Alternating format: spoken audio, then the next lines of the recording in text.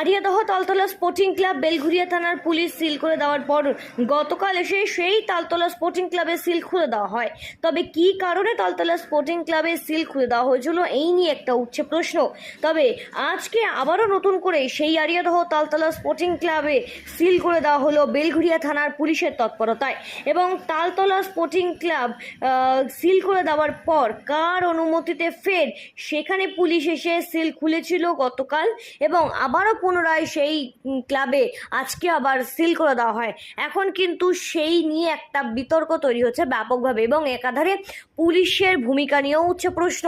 এবং যেখানে বেশ কিছুদিন আগে আরিয়াদহতে মা এবং ছেলেকে গণপিটুনির ঘটনায় মূল অভিযুক্ত হিসেবে যার নাম উঠে এসেছিল জয়ন্ত সিং, সেই জয়ন্ত সিংকে আরিয়াদহে সন্ধ্যা ত্রাস বলে কিন্তু এলাকার অনেক মানুষই অভিযোগ করত।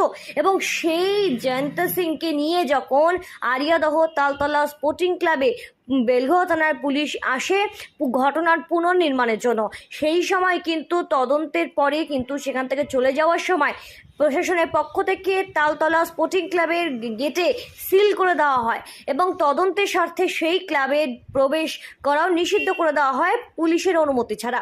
তবে সেইখানেই গতকাল রাতে দেখা গেল অন্য চিত্র, সেখানে সেই ক্লাবে সিল খুলে দেওয়া হয় পুলিশের তৎপরতায়, এবং আজ সকালে পুনরায় সেই ক্লাবে সিল করে দেওয়া হয় পুলিশের পক্ষ থেকে। আর এইখানেই কিন্তু উঠছে প্রশ্ন যে যেই ক্লাবের তালা বন্ধ করে দেওয়া হয়েছিল সেখানে আবার কি করে গতকাল কেন সেই তালা খোলা হলো, এবং পুনরায় কেন আজকে আবার সকাল হতে না হতেই সেখানে আবার তালা লাগিয়ে দেওয়া হলো। এই ক্ষেত্রে কিন্তু একটা প্রশ্ন এইখানে উঠে আসছে। ব্যুরো রিপোর্ট, সঠিক বার্তা।